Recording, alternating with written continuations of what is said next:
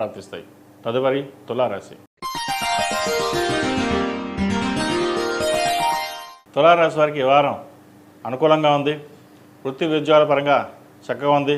వ్యాపారం చాలా బాగుంది. రావాల్సిన బెనిఫిట్స్ ఏవైతే ఉన్నాయో ఈ వారం లభిస్తాయి. వ్యాపార వృద్ధి బాగుంటుంది. వ్యాపారంలో మంచి రొటేషన్స్ ఉంటాయి. గడిచిన కొన్ని వారాల కంటే కూడా ఈ వారం కొంతవరకు బాగుందని చెప్పచ్చు. బిజినెస్ ఎక్స్పాన్షన్ చేయాలన్న మీ ఆలోచన ఏదైతే ఉందో అది నెరవేరుతుంది.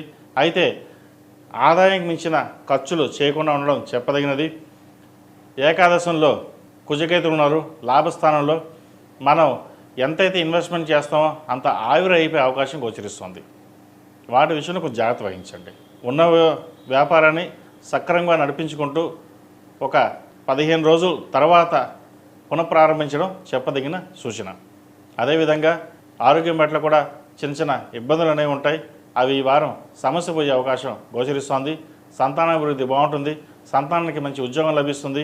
ప్రభుత్వపరంగా రావాల్సిన బెనిఫిట్స్ ఏవైతే ఉన్నాయో వారికి లభిస్తాయి. మంచి ఉద్యోగం లభిస్తుంది. అలాగే ప్రైవేట్ సంస్థలో పనిచేస్తున్న వారికి ప్రమోషన్స్ కావచ్చు, ఇంక్రిమెంట్లు కావచ్చు వచ్చే అవకాశాలు గోచరిస్తోంది. మీడియా రంగానికి ఈ వారం బాగుందని చెప్పచ్చు. అలాగే పోలీస్ డిపార్ట్మెంట్లో ఉన్నవారికి కొంత ఇబ్బందికరమైన వాతావరణం నెలకొంటుంది. సాఫ్ట్వేర్ రంగం ఉన్నవారికి, రియల్ ఎస్టేట్ రంగంలో ఉన్నవారికి చక్కగా ఉందని చెప్పచ్చు. కాస్మెటిక్స్, ఫ్యాషన్ డిజైనింగ్ ఈ రంగాల వారికి కొంత ఇబ్బందికరమైన వాతావరణం ఉంటుంది. రావాల్సిన బెనిఫిట్స్ రాకపోగా ఖర్చు అనేది ఎక్కువగా ఉంటుంది.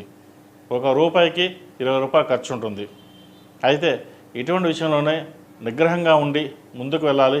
జీవిత భాగస్వామి సహాయ సహకారాలు మీకు ఎంతగానో లభిస్తాయి. దాంతో ముందుకు వెళ్ళగలుగుతారు.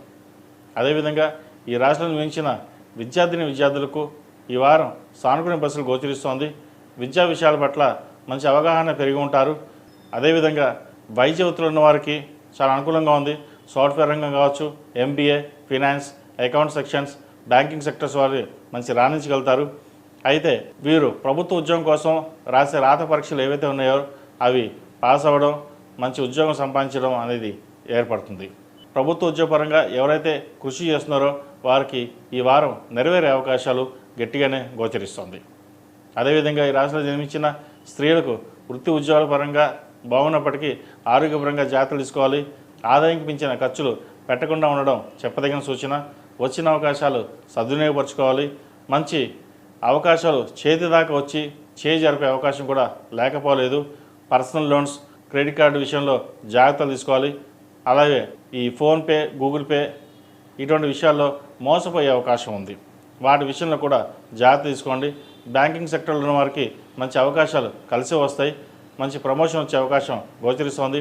ప్రభుత్వ పరంగా ఉన్న వాళ్ళు కూడా సానుకూల పరిస్థితి ఉంది. అలాగే రాజకీయ రంగంలో ఉన్న వారికి ఈ వారం చాలా బాగుందని చెప్పొచ్చు. పేరు ప్రఖ్యాతులు పెరుగుతాయి.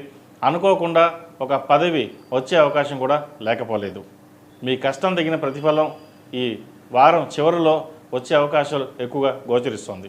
ఈ రాశివారు ప్రతిరోజు ప్రతినిత్యం దుర్గా అష్టోత్తరం పఠించడం, సుబ్రహ్మణ్య అష్టకం పఠించడం చెప్పదగిన సూచన. సుబ్రహ్మణ్య పాశుపత హోమం చేయించడం చెప్పదగిన సూచన. ప్రతిరోజు ప్రతినిత్యం ఓం నమః శివాయ దీపారాధన చేయడం, దక్షిణామూర్తి స్తోత్రం పఠించడం, రాహుకాలంలో రాహుకాల దీపం పెట్టడం చెప్పదగిన సూచన.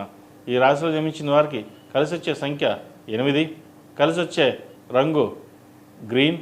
ఏదైనా పని మీద బయటకు వెళ్ళేటప్పుడు సోమవారం కానీ శనివారం నాడు కానీ వెళ్ళండి. మంచి ఫలితాలు సంప్రాప్తిస్తాయి. తదుపరి వృశ్చిక రాశి.